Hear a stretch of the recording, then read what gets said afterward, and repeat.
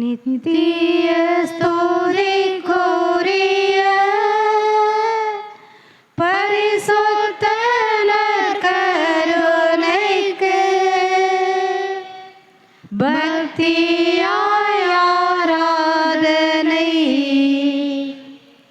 எத்திசையும் புரிவோம்.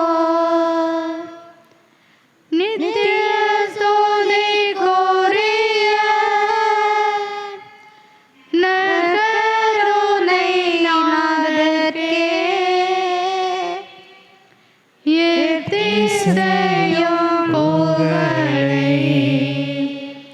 சாற்றிடுவோம் வாருமே. நித்திய ஸ்துதிக்குரிய பரிசுத்த பரமதிவ்ய நற்கருணைக்கு சதா காலமும் ஆராதனையும் ஸ்துதியும் ஸ்தோத்திர நமஸ்காரமும் உண்டாக கடவுளே. அளவற்ற அன்புள்ள நல்ல ஆயராகிய இயேசுவே, உண்மை அன்பின் திவ்ய மாதிரிகையே, மிகுந்த வணக்கத்துடனே உம்மை தோழுகின்றே. உம்முடைய கட்டளைகளுக்கு எதிராக நினைக்கப்பட்ட பழியார கருத்துகளையும் மனதிற்கொண்ட பொறாமைகளுக்கும் கழுவாயாக மறைசாட்சியரின் பொறுமையையும் அவர்கள் தங்களை வதைத்தவர்களுக்காக செய்த மன்றாட்டுக்களையும் உமக்கு ஒப்பு கொடுக்கிறேன் சுவாமி. நித்திய ஸ்துதிக்குரிய பரிசுத்த பரமதிவ்ய நற்கருணைக்கு சதா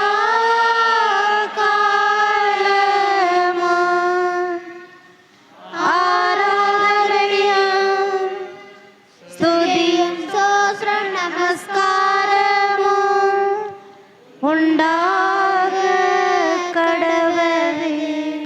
அனைத்து நன்மைகளும் நிறைந்த கருவூலமாகிய திவ்ய இயேசுவே, அனைத்தையும் விட உம்மையே மேலான பக்தி ஆவலோடு விரும்பி தொழுகின்றே. நெறிகட்ட அக்கிரமங்களால் உம்முடைய ஆலயங்களில் செய்யப்பட்ட திருட்டு கழுவாயாக பிரமாணிக்கமுள்ள பக்தர்கள் உமக்கு தோத்திரமாக செலுத்திய தாராள செல்வ கொடைகளையும் பக்தியுள்ள காணிக்கைகளையும் அல்லாமல் என்னை முழுவதுமே உமக்கு ஒப்பு கொடுக்கிறேன் சுவாமி. நித்திய ஸ்துதிக்குரிய பரிசுத்த பரமதிவ்ய நற்கருணைக்கு சதா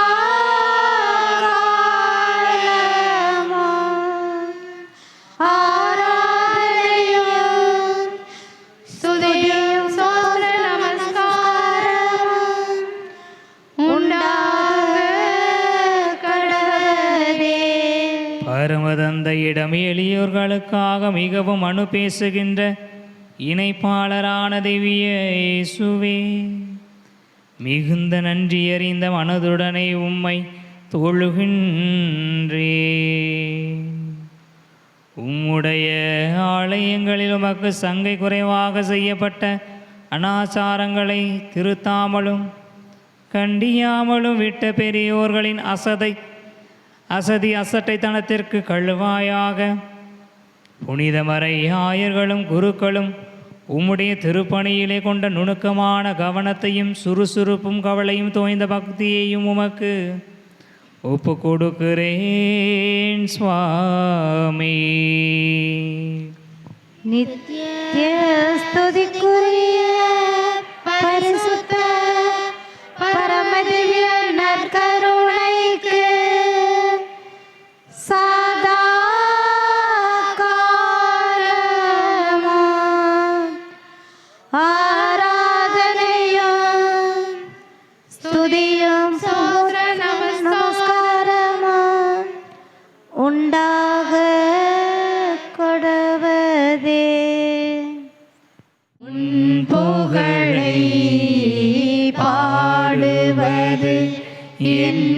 வாழ்வில் இன்பமையா உன்னருளை போற்றுவது என் வாழ்வின் செல்வமையா துன்பத்திலும் இன்பத்திலும் நல் தந்தையா நீருப்பாய் கண்ணயர காத்திருக்கும் நல்ல அன்னையாய் அருகிருப்பாய் துன்பத்திலும் இன்பத்திலும் நல் தந்தையாய் நீருப்பாய் கண்ணயர காத்திருக்கும் நல்ல அன்னையாய் அருகிருப்பாய் அன்பு என்னும் அமுதத்தினை நான் அருந்திட எனக்களிப்பாய் உன்னின்று பிரியாமல் நீ என்றும் அணைத்திருப்பாய் நீ என்றும் அணைத்திருப்பாய் உன் புகழை பாடுவது என் வாழ்வில் இன்பமையா உன் அருளை போற்றுவது என் வாழ்வின் செல்வமையா பல்லுயிரை படைத்திருப்பாய் நீ என்னையும் ஏன் படைத்தாய் பாவத்திலே வாழ்ந்திருந்தும் நீ என்னையும் ஏன் அழைத்தாய் பல்லுயிரை படைத்திருப்பாய் நீ என்னையும் ஏன் படைத்தாய் பாவத்திலே வாழ்ந்திருந்தும் நீ என்னையும் ஏன் அழைத்தாய் அன்பினுக்கு அழைக்கும் தாழ்வொன்று இல்லை என்றுணர்ந்தே உன் அன்பை மறவாமல் நான் என்றும் வாழ்ந்திருப்பேன் நான் என்றும் வாழ்ந்திருப்பேன் உன் புகழை பாடுவது என் வாழ்வில் இன்பமையா உன் அருளை போற்றுவது என் வாழ்வின் செல்வமையா. அனைவரும் அமரவும். பார்ந்தவர்களே, நம் மத்தியிலே நற்கருணை நாதர் நம்மீது கொண்டிருக்கக்கூடிய அன்பை முழுமையாக வெளிப்படுத்தி நமக்காக இங்கே காத்திருக்கிறார். நாம் ஒவ்வொருவரும் சுதந்திரமாக எந்தவித கட்டாயத்தின் பேரில் அல்ல, மாறாக முழு மன சுதந்திரத்துடன் அவரை அன்பு செய்ய அழைக்கிறார். இன்றைய நாளிலே மாதத்தின் முதல் வெள்ளியாக இருப்பதால் நம் ஆண்டவர் இயேசுவினுடைய இதயத்தின் அன்பை, அவர் நம்மீது கொண்டிருக்கக்கூடிய அளப்பரிய அன்பை நினைத்து பார்த்து அதற்கு நன்றி செலுத்துகிறோம். அந்த இதயத்திற்கு நம்மையே ஒப்பு கொடுக்கின்றோம். ஒவ்வொரு நாளும் அவர் நம்மை அந்த அன்பின் செயல்பாடுகளால் வழிநடத்த வேண்டும் என்று இறைஞ்சுகின்றோம்.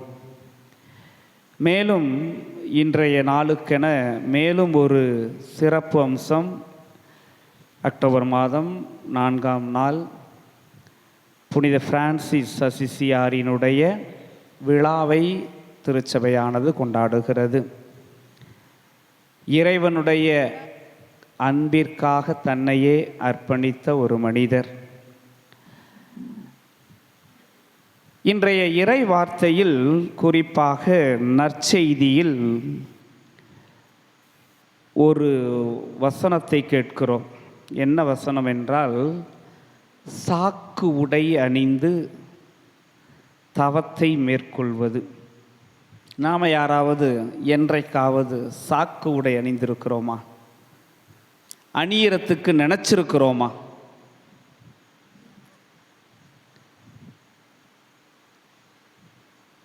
ஏன் அந்த மக்கள், தீர் சீதோன் மக்கள், இத்தகைய இந்த சாக்கு உடை என்பது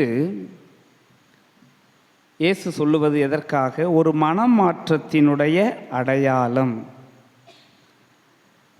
கொரோசின் நகர மக்கள் கடவுள் தங்களுக்கு தந்திருந்த அந்த சுதந்திரத்தை பயன்படுத்த தவறிவிட்டார்கள். நம்மளை கடவுள் படைச்சிருக்கார், அதை நம்புகிறோமா இல்லையா? கடவுள் நம்மளை படைச்சிருக்கார், நம்புகிறோமா இல்லையா? சொல்லுங்க, நம்புறீங்களா இல்லையா?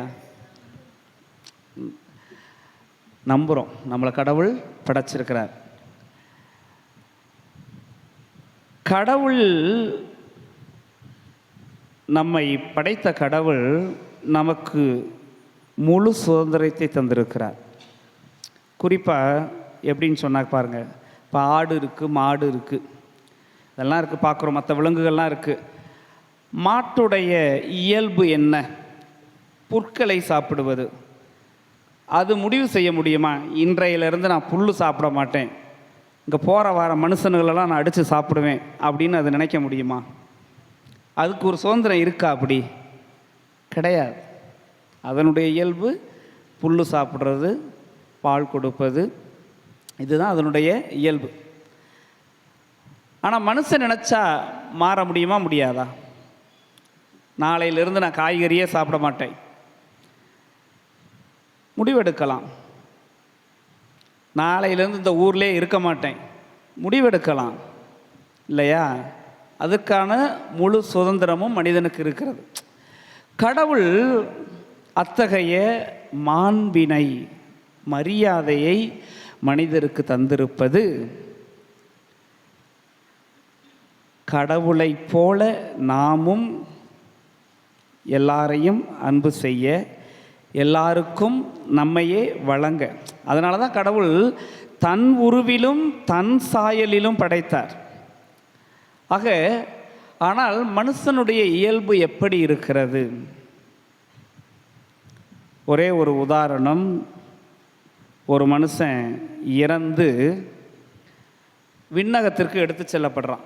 இன்றைக்கி நாமெல்லாம் இறந்தோம்னா எல்லாரும் விண்ணகத்துக்கு போவோமா அப்படிங்கிறது தெரியாது. யாருடைய கையிலும் இல்லை, அது நமக்கெல்லாம் தெரியாது. ஆனால் இந்த மனிதன் இறந்தவுடன் விண்ணகத்திற்கு எடுத்து செல்லப்படுகிறான். இந்த மனித இயல்பு பாருங்க, விண்ணகத்துக்கு போனதுக்கு அப்புறமும் அவனுக்கு ஒரு ஆசை. என்ன ஆசை? விண்ணகத்தை பார்க்குறான், அங்கே ராயப்பர் இருக்காரு, பார்க்குறான், எல்லாம் பார்க்குறான். இந்த நரகம் எப்படி இருக்குன்னு பார்த்துட்டா இன்னும் கொஞ்சம் நல்லா இருக்குமே அப்படிங்கிற ஆசை. விண்ணகத்துக்கு தான் போயிட்டு இல்லை, அமைதியாக அங்கே கடவுளுடைய சன்னிதானத்தில் இருக்கலாம்ல, முடியலை. அப்போ ராயப்பர்கிட்ட போய் கேட்குறான், ராயப்பரே, நான் ஒரு வாரத்துக்கு இந்த நரகத்துக்கு போயிட்டு வரேன், அவங்களெல்லாம் போய் பார்த்துட்டு வரேன், எப்படி இருக்காங்கன்னு. அது எப்படி இருக்குன்னு எனக்கு மனசில் ஆசையாக இருக்குது பார்க்குறதுக்கு அப்படின்னு சொன்னவுடனே ராயப்பர் சொல்கிறாரு, சரிப்பா பரவாயில்ல, போயிட்டு வா. இந்த ஆசையை கூட நான் விண்ணகத்தில் உனக்கு நிறைவேற்றி வைக்கலைன்னா என்ன, போயிட்டு வான்னு சொல்லி அனுப்புகிறார். அங்கே போன உடனே நரகத்தில் இருக்கிறவங்கெல்லாம் ரொம்ப ஆசையோடு கரம் விரித்து வரவேற்கிறாங்க. நல்ல தடபுடால விருந்தெல்லாம் கொடுக்குறாங்க, கட்டி அணைக்கிறார்கள். அவர் யோசிக்கிறார், அந்த ஒரு வாரம் அவருக்கு ஒரு பெரிய விருந்தினர் வீட்டுக்கு போனது போல் இருந்தது. அவ்வளவு சந்தோஷமாக இருந்தார். ஒரு வாரம் முடிஞ்ச உடனே மீண்டும் விண்ணகத்துக்கு வரார். விண்ணகத்துக்கு வந்துட்டு தன்னுடைய அனுபவத்தை சொல்கிறார். ரொம்ப நல்லா இருந்துச்சு, ஏன் இன்னும் ஒரு வாரம் கூட இருக்கலாமே, இன்னும் ஒரு வாரம் கூட அனுமதி கிடைக்குமா, கேட்டு பார்ப்போம் அப்படின்னு சொல்லி ராயப்பட்ட மீண்டும் போய் கேட்குறார். எனக்கு இன்னொரு வாரம் கொடுங்க, ரொம்ப நல்லா பார்த்துக்கிட்டாங்க, ரொம்ப நல்லா மரியாதையாக நடத்துனாங்க, ரொம்ப சந்தோஷமாக இருந்தேன் நான் அங்கே, அவ்வளவு ஆசையாக இருக்குது, இன்னொரு வாரம் கொடுங்க, நான் நரகத்துக்கு போயிட்டு வரேன். ராயப்பர் பார்த்தார், சரி சந்தோஷம், போயிட்டு வா, அனுப்பி வச்சார். மீண்டுமாக கடந்த வாரத்தை விட இன்னும் அதிகமாக இவருக்கு வரவேற்பு கொடுக்கப்பட்டது, விருந்து அளிக்கப்பட்டது, ஆடல் பாடல்கள் கொண்டாட்டம் என விதவிதமாக அவருக்கு செய்யப்பட்டது. இதில் ரொம்பவே மயங்கிட்டார் அவர். அடாடா, இவ்வளவு அழகாக இருக்குது, இதை போய் நரகம்னு வேற சொல்கிறாங்களே அப்படின்னு சொல்லியெல்லாம் அவர் மனசுக்குள்ளே ரொம்ப சந்தோஷப்படுறார். அப்போ மீண்டும் அந்த ஒரு வாரம் முடிஞ்சிருச்சு, வர்றார் விண்ணகத்துக்கு. அங்கே பார்த்து சொல்ல, என்ன விண்ணகம் இது, அந்த அளவுக்கு ஒன்றும் இங்கே பெருசாக இல்லையே, ஆனால் நரகத்தில் அவ்வளவு ஒரு சந்தோஷமாக அவ்வளோ ஒரு ஆசையாக இருந்தது அப்படின்னு. அப்படியா, சரி, இப்போ என்ன செய்யணும், எனக்கு இன்னொரு வாரம் சான்ஸ் கொடுங்களே, இங்கே சும்மா ஒரே ஒரு மாதிரி எல்லாரும் அவங்கவுங்க வேலையை பார்த்துட்டு இருக்கிறாங்க, பாடுறாங்க ஆடுறாங்க, பட் இதை விட நரகத்தில் ரொம்ப ஒரு உற்சாகமாக ஆட்டப்பாட்டமாக நல்ல சாப்பாட்டோடு நல்ல வரவேற்போடு நல்ல நிகழ்வோடெல்லாம் இருக்குது அப்படின்னு சொல்லி எனக்கு இன்னொரு வாரம் கொடுங்க அப்படின்னு சொல்லி கேட்குறார். இப்போ ராயப்பர் பார்க்குறார், நீ ஓவராக ஆசைப்படுற, அவ்வளோ ஆசைப்படுறவங்களுக்கு என்னது சில நேரம் ஆபத்தாக இருக்கும், இதுதான் உன்னுடைய கடைசி அனுமதி, இதுக்கப்புறம் நீ என்ன செய்யக்கூடாது, கேட்கக்கூடாது அப்படின்னு சொல்லி அனுப்புகிறார். அப்போ அந்த வாரம் அங்கே போகிறார், 3வது வாரமாக போகிறார். அங்கே போய் பார்த்தா ஒருத்தனும் கண்டுக்கலை. போட்டு சோதனை மேலே சோதனை, கொடுமை மேலே கொடுமை, கஞ்சியும் கூழுமா ஊற்றி அவனை எந்த அளவுக்கு துன்புறுத்தணுமோ அந்த அளவுக்கு துன்புறுத்துகிறாங்க. அப்போ சொல்கிறான், அடா பாவிகளா, கடந்த 2 வாரம் நான் வந்தப்பெல்லாம் அவ்வளவு மரியாதையாக நடத்துனீங்க, அவ்வளவு ஆடல் பாடலோட விருந்தோடு என்னை உபகரிச்சிங்க, இப்போ ஏன்டா இப்படி பண்ணுறீங்க அப்படின்னு சொல்லி கேட்கும்போது இந்த நரகத்தில் இருந்தவர்கள் சொன்னார்களாம், கடந்த 2 வாரம் நீ விருந்தினராக வந்தாய், இப்பொழுது நீ நரகத்தின் உறுப்பினராக வந்திருக்கிறாய். அன்பார்ந்தவர்களே, எந்த அளவுக்கு நம்முடைய வாழ்க்கையில் சோதனைகளுக்கு நாம் இடம் கொடுக்கிறோமோ அப்பொழுது வேதனைகள் தலைவிரித்து ஆடும். சில நேரங்கள் நமக்கு ஆசைகளும் தவறான எண்ணங்களும் தீய சிந்தனைகளும் நமக்கு புத்துணர்ச்சியை தருவதாக தோன்றலாம். நாம் ஒரு சில காரியங்களை தவறுகளை செய்கிற பொழுது ஒரு சில சந்தோஷங்களை தருவதாக தோன்றலாம். ஆனால் அந்த சந்தோஷங்கள் பேராபத்தில் முடிவதை பல நேரங்களிலே நாம் அனுபவித்திருக்கிறோம்.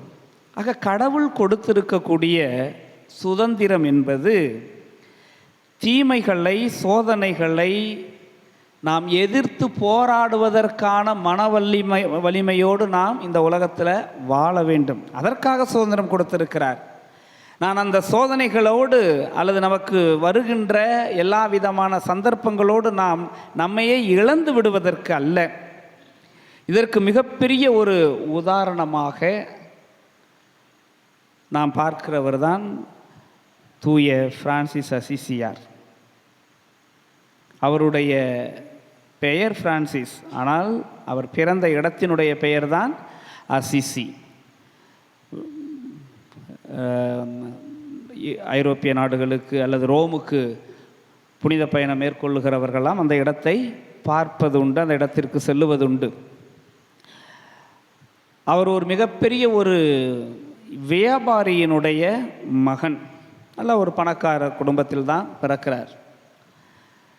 ஆனால் தன்னுடைய வாழ்க்கையில் தனக்கு கடவுள் கொடுத்திருக்கக்கூடிய சுதந்திரத்தை அவர் சரியாக பயன்படுத்துகிறார். அதுதான் அதில் உள்ள முக்கியமான காரியம். நற்செய்தியை கேட்கிறார். உனக்கு அந்த பணக்கார இளைஞனிடம் இயேசு என்ன சொல்லுகிறார்? நீ நிறைவாழ்வை பெற வேண்டும் என்றால் என்ன செய்யணும்? உனக்குள்ளதெல்லாம் விற்று ஏழைகளுக்கு கொடு. அந்த இறை வார்த்தை இவரை பாதிக்குது. நாமெல்லாம் இன்னைக்கு கேட்குறோம் இறை வார்த்தையை, ஆனால் அந்த இறை வார்த்தையை எந்த அளவுக்கு நாம் நம்முடைய உள்ளத்தில் இருத்தி நாம் அதை நம்முடைய வாழ்க்கையில் செயல்படுத்துகிறோம் அப்படிங்கிறது ஒரு கேள்விக்குறிதான். ஆனால் அசிசியார் தான் கேட்ட இறை வார்த்தை அப்படியே உள்ளத்தில் இருக்கிறார். அதை தன்னுடைய வாழ்க்கையிலே செயல்படுத்த வேண்டும் என்று பார்க்கிறார். எனவே தன்னுடைய தந்தை வியாபாரத்திற்காக வைத்திருந்த எல்லா விதமான ஆடம்பர, அதிலும் குறிப்பாக குளிருக்கு பயன்படுத்தக்கூடிய விலையுயர்ந்த போர்வைகளை, உடைகளை என்ன செய்கிறார்? எடுத்து கொண்டு போய் வீதியில் எவெல்லாம் கஷ்டப்பட்டுக்கிட்டு கொண்டானோ அவனுக்கெல்லாம் கொடுக்குறார். இன்னும் அவங்க அப்பா சேர்த்து வைத்திருந்த பணம், நகைகளை எல்லாம் கொண்டு போய் அங்கு இருந்த ஒரு ஆலயத்தினுடைய பராமரிப்புக்கு கொடுக்கிறார். இப்படி செய்கிற பொழுது தந்தை என்ன செய்கிறார்? அவரை கண்டிக்கிறார். ஆனால் அவர் அதை எதிர்த்து செய்வதால் தந்தை ஒரு பெரிய ஒரு கூட்டத்தை போட்டு, இப்போ நம்ம வீட்டிலலாம் வந்து அப்பா அம்மா பேச்சை கேட்கல அப்படின்னா என்ன செய்வீங்க? பஞ்சாயத்து வச்சு நீ எனக்கு பிள்ளையே இல்லை, என் சொத்தில் உனக்கு பங்கே இல்லைன்னு இந்த காலத்துலேயும் நடத்துகிறோமா இல்லையா? அதுபோல் 13ஆம் நூற்றாண்டிலே பிரான்சிஸ் அசிசியாரினுடைய தந்தை பத்திரத்தில் எழுதுகிறார், எனக்கு இவன் பிள்ளை கிடையாது, என்னுடைய சொத்தில் இவனுக்கு எந்த விதமான பங்கும் இல்லை.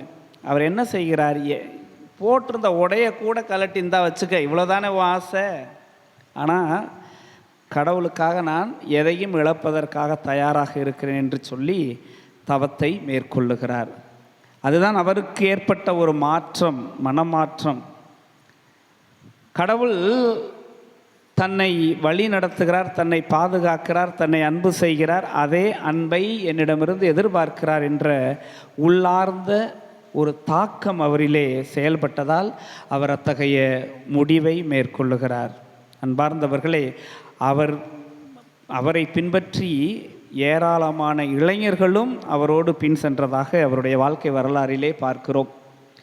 இன்று நம்முடைய வாழ்க்கையிலும் இந்த செய்திகளையெல்லாம் நாம் பார்க்கிற பொழுது, கேட்கிற பொழுது ஏறக்குறைய இதை ஒத்த நிகழ்வுகள், செயல்பாடுகள் நம்மிலும் இருப்பதை பார்க்கிறோம். ஆனால் நாம் எந்த அளவிற்கு கடவுள் நமக்கு கொடுத்திருக்கக்கூடிய சுதந்திரத்தை நாம் பயன்படுத்துகிறோம்? சரியான செயல்பாடுகளுக்கு நாம் முடிவெடுக்கிறோமா, செயல்படுத்துகிறோமா? அல்லது யாரும் பார்க்கல, யாருக்கும் தெரியாது, சின்ன சின்ன நம்மளுடைய ஆசைகளை நிறைவேற்றி கொள்வதற்காக சோதனைகளை அல்லது தவறுகளை நம்முடைய வாழ்க்கையில் மேற்கொள்ளுகிறோமா? இதுதான் இன்று நாம் இந்த இடத்திலே நற்கருணை ஆண்டவர் முன்பாகவும் திருஹிருதய ஆண்டவரிடமும் அவருடைய சன்னிதானத்திலும் இருந்து கொண்டு நாம் கேட்கின்ற கேள்வியாக இருக்க வேண்டும். நம்முடைய வாழ்க்கையில் பல தவறுகளை, ஒரு சில நேரங்களில் முதல்ல ஒரு தவறை செய்கிற பொழுது கொஞ்சம் பதட்டமும், சில நேரம் ஒரு சிலருக்கெல்லாம் நெஞ்சு படபடக்கும். ஒன்றும் இல்லை, சின்ன பிள்ளைங்க அல்லது ஒரு பள்ளிக்கூடத்துக்கு போகிற பிள்ளைங்க அப்பா அம்மாவுக்கு தெரியாமல் ஒரு கொஞ்சம் காசோ ரூபாயெல்லாம் எடுக்கிற பொழுது, முறையாக செய்கிற பொழுது அவர்களுக்கு என்னவாக இருக்கும்? ஒரு பதட்டம் இருக்கும். அதில் வெற்றி பெற்றுட்டாங்கன்னு வச்சுக்கோங்க, யாருக்கும் தெரியாமல் அல்லது அவங்க காசை காணான்னு கேட்குற பொழுது நான் இல்லவே இல்லைன்னு சொல்லி எல்லாம் மறைச்சு தமாளித்து வெற்றி பெற்றுட்டாங்கன்னா என்ன இருக்கும்? அடுத்த முறை செய்கிறதுக்கு இன்னும் துணிவு வரும்.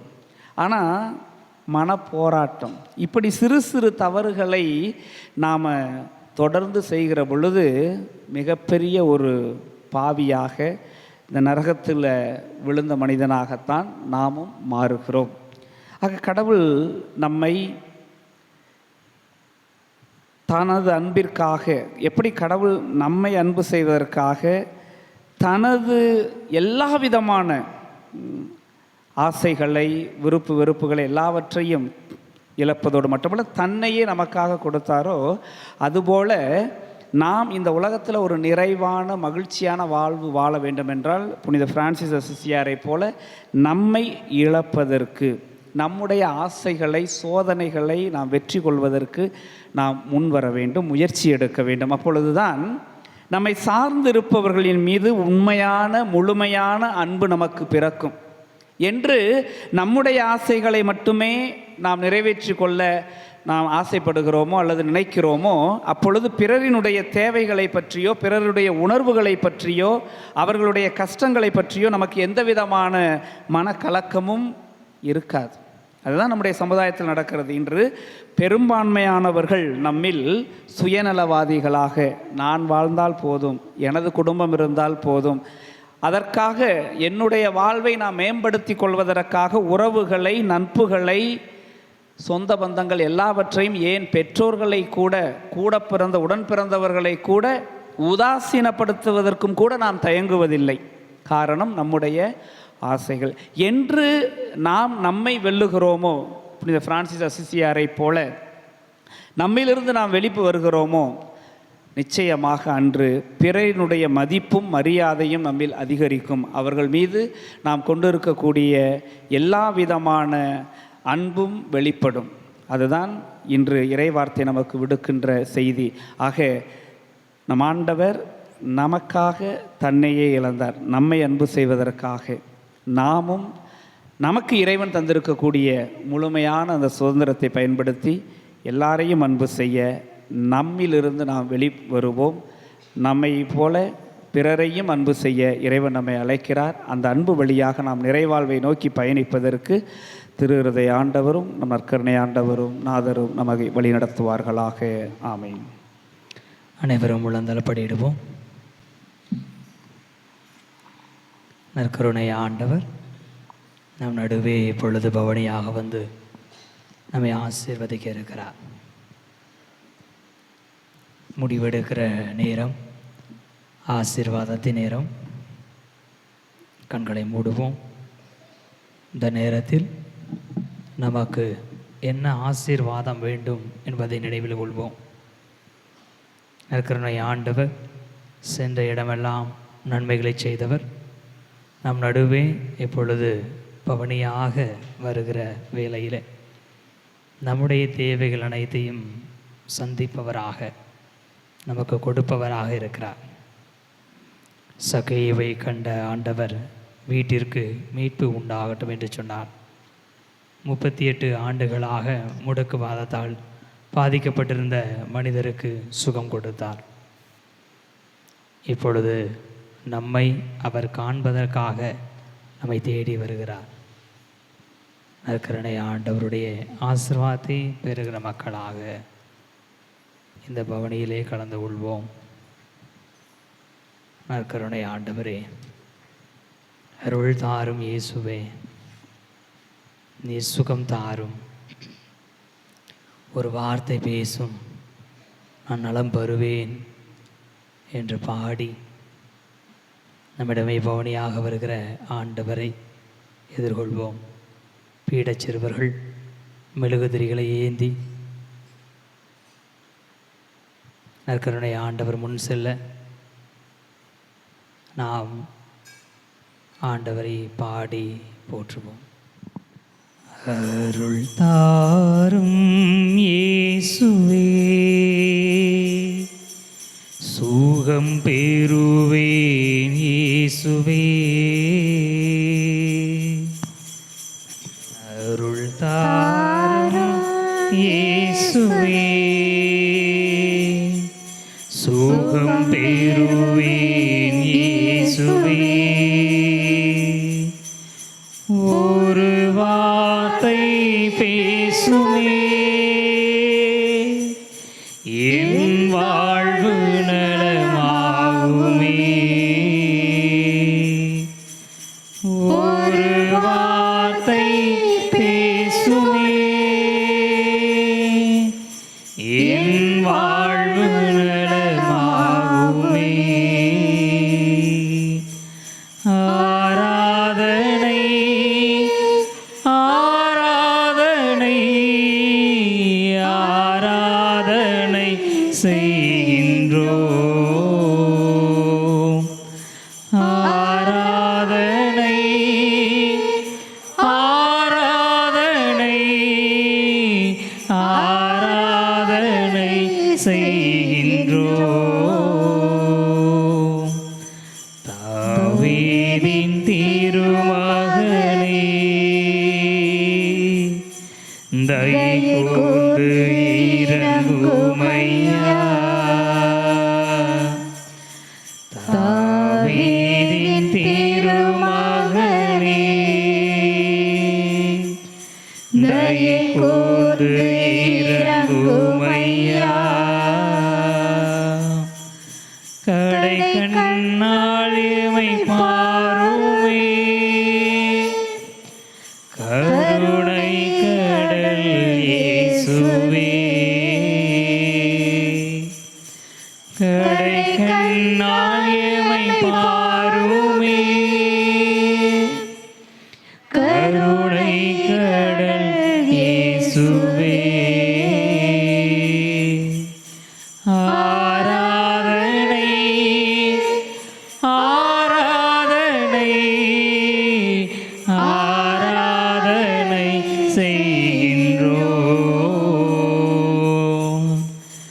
ஆராதனை ஆராதனை ஆராதனை செய்கின்றோம். நீ தொடுவாய் இயேசுவே, நோய் களைவே இயேசுவே. நீ தொடுவாய் இயேசுவே,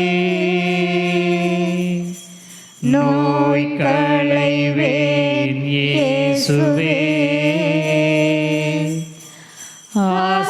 ஆசீரளிப்பாய் இயேசுவே, மீட்பு பெறுவேன் இயேசுவே.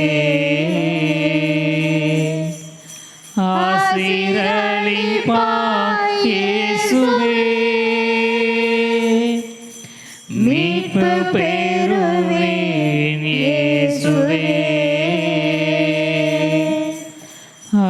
ஆராதனை ஆராதனை ஆராதனை செய்கின்றோம்.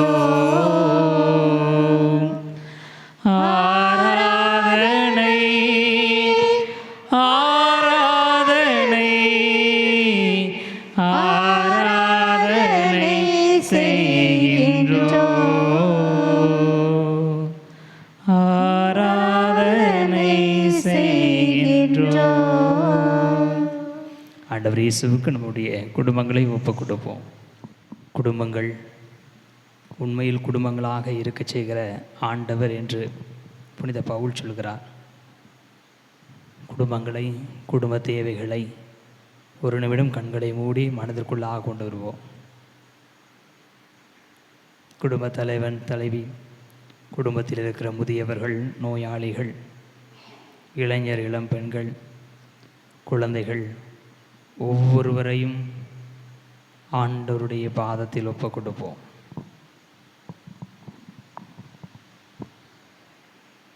இயேசுவின் திரு இருதயமே, கிறிஸ்தவ குடும்பங்களில் செய்து வரும் எல்லா நன்மைகளையும் நினைத்து நன்றியுடனும் அன்புடனும் உம் திரு பாதத்தில் நெடுஞ்சான்கிடையாக வீழ்கின்றோம். அன்புள்ள இயேசுவே, எங்கள் குடும்பத்தில் உள்ள அனைவரையும் உமக்கு ஒப்புக் கொடுக்கின்றோம்.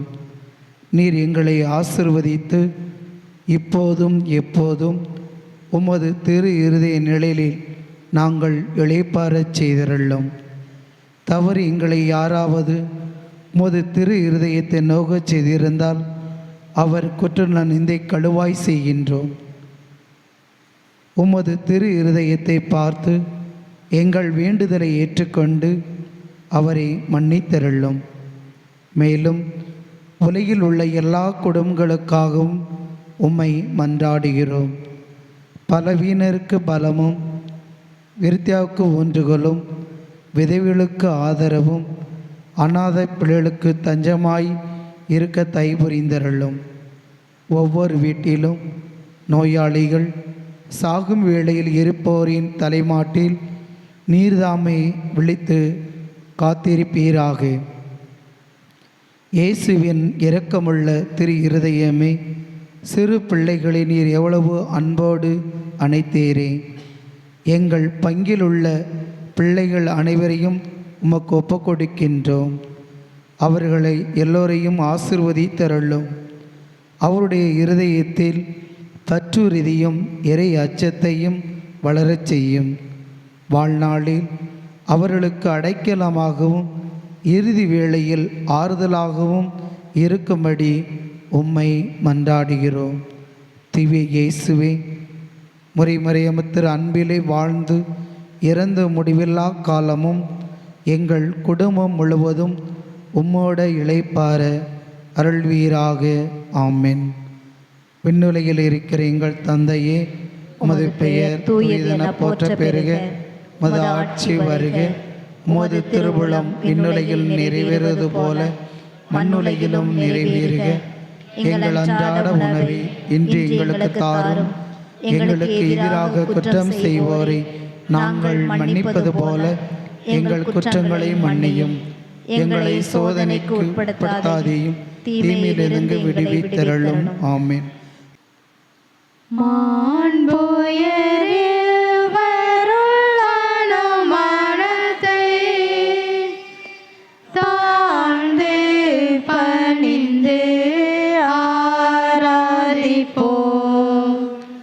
பழைய நியம முறைகள் அனைத்தும் இனி மறைந்து முடிவு பெறுக.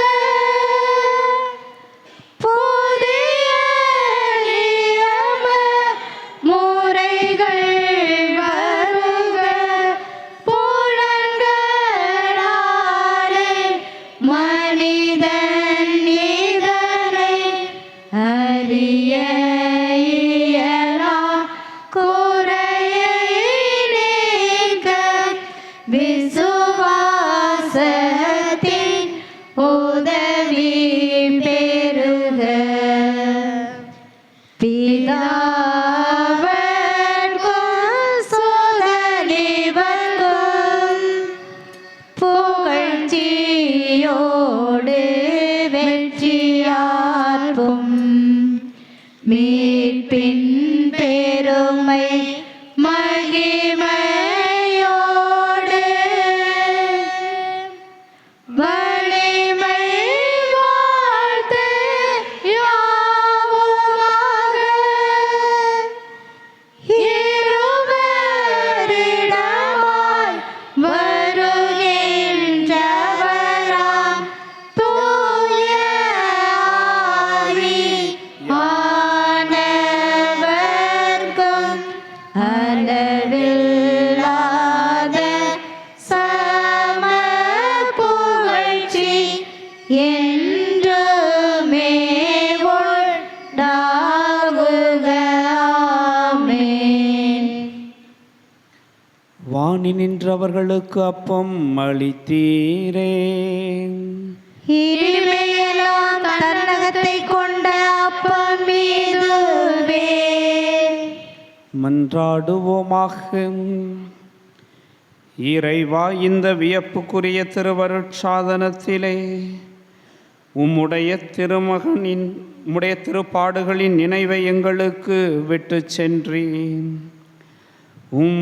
திருவுடல் திரு ரத்தம் இவற்றின் மறைபொருளை வணங்கும் நாங்கள் மீட்பின் பலனை இடைவிடாமல் அனுபவிக்க அருள் புரியுமாறு உம்மை மன்றாடுகின்றோம்.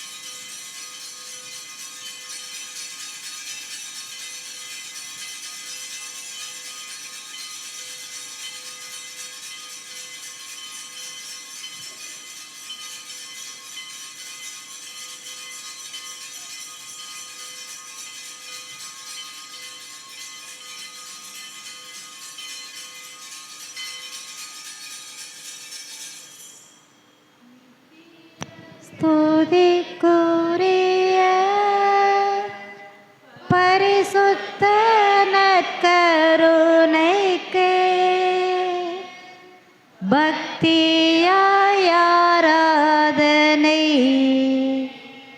எத்திசையும் புரிந்திட